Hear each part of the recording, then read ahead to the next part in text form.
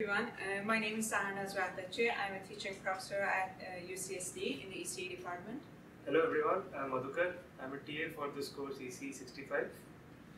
And here we have a filter circuit that we want to explain how the input and output are related to each other. So filter circuits are frequency selective circuits, meaning that the output, both magnitude and the angle or phase of the output depends on the frequency of the input signal or Vin. So this is a two-port network with R and C as elements. It's a passive filter because all elements are passive elements. And as you can see, this circuit only lets certain frequencies to go through because this capacitor itself is frequency dependent. So this here is an example of a low-pass filter, and it essentially lets only smaller frequencies signals to pass through to the output, and it makes the other signals zero. Yeah, so maybe we can write, for example, this Vin is an AC signal. As an example, let's assume this is a sinusoidal function. Can you write an example of Vin? Vin, for example, could be maybe a cosine signal, so it could be Vin is Vi cos of omega t plus theta. Yeah, so which in here Vi, uppercase Vi is the magnitude of this signal, input signal. Omega is the angular frequency, which is the same thing as 2 pi f, with the units of hertz, and theta is the phase or angle of this sine function or cosine function. Yes, looks good. So here the voltage transfer function is defined as in the frequency, as a function of frequency. I can write h of j omega equals to V out divided by V in. This is the transfer function of this signal in the frequency domain. So I show it with h of j omega. And this h of j omega is a complex number. So it has magnitude and it has phase. And turns out that both magnitude and phase of h of j omega changes with for different values of omega. So I can write this is a regular complex number. Then I can write it as magnitude of h of j omega times e to the j phase of h of j omega. Both magnitude part and the phase part is frequency dependent. Why don't we write the transfer function of this specific signal and see how it looks? Maybe we go to the phasor. Maybe we write everything in the phasor format, sure, so it's easier. Sure.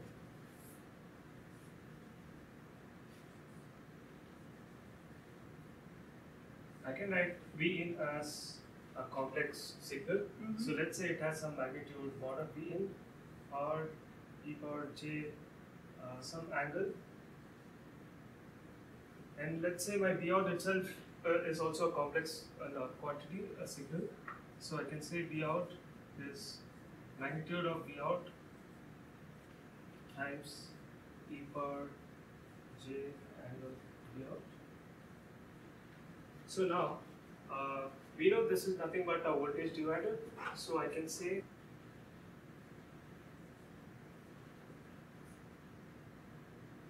is because this is a voltage divider, and it will be the impedance of the capacitor divided by impedance of the capacitor plus resistor, and we know that Zc is 1 over j omega c, right? Therefore, the transfer function. So everything is the transfer function is frequency dependent because you have that omega factor in V out over V in.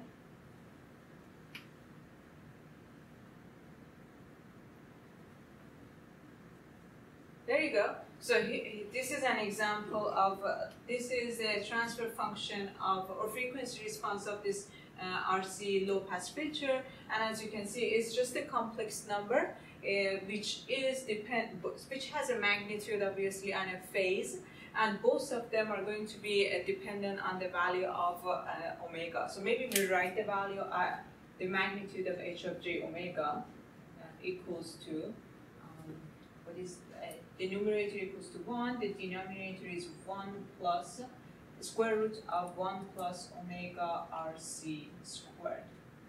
So as you can see, the magnitude is frequency dependent, so depending on the value of omega, the magnitude is going to change. Maybe I write the phase of, so let's rewrite the angle, the magnitude, and then phase of this transfer function, square root of 1 plus omega rc squared. How about the phase? Phase of h of j omega equals to, there is a fractional number, so the phase of this guy, the angle of h of j omega is the angle of numerator minus angle of the denominator. So the angle of numerator is equal to 0 minus, yes. How about the denominator? Tangent inverse of omega rc divided by 1, which is the same thing as omega rc. So let's plot these two, the magnitude and phase, as a function of omega, and see how it looks for the low pass filter. Found the frequency response of this low pass filter, and we wrote the magnitude of it and the phase of this h of j omega, and we saw that both of them are a function of frequency. So let's give it a try and plot the absolute value of, or magnitude of h of j omega as a function of omega. So let's try omega equal to 0. For omega equal to 0, absolute value of h of j omega, or magnitude of h of j omega equals to 1. So I'm going to start at 1. And then I see that for large values of omega, or mathematically when omega goes to infinity, this absolute value goes to 0. So I expect to have something like this for the graph of magnitude of h of j omega. This looks like a low-pass filter. For low frequencies, it lets the signal go through. High frequencies, it filters out this input signal. So an important figure of merit here is omega c, which is 2 pi fc. So this is my cutoff frequency here, and cutoff frequency is defined when the magnitude response falls to 0.7 times the maximum value, and since here the maximum value is 1, so my omega c is defined where my magnitude of h of j omega goes to 0.7. Okay, and so this frequency response, the plot of magnitude and phase of the frequency response are also called body plots.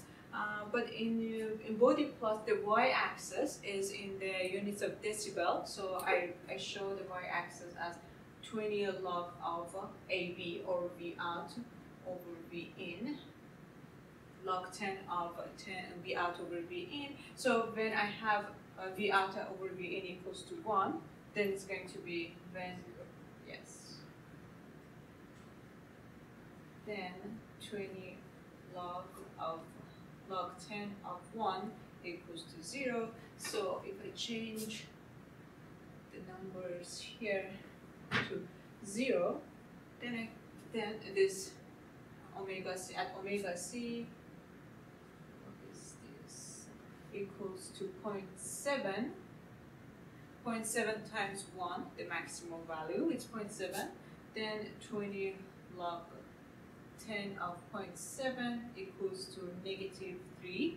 So this is the -3 dB point, which is the point, it's the magnitude in the logarithmic scale for omega c, or the cutoff frequency of my circuit. So you can also plot the phase of h of j omega as a function of omega. We are going to leave it to you to plot it on your own.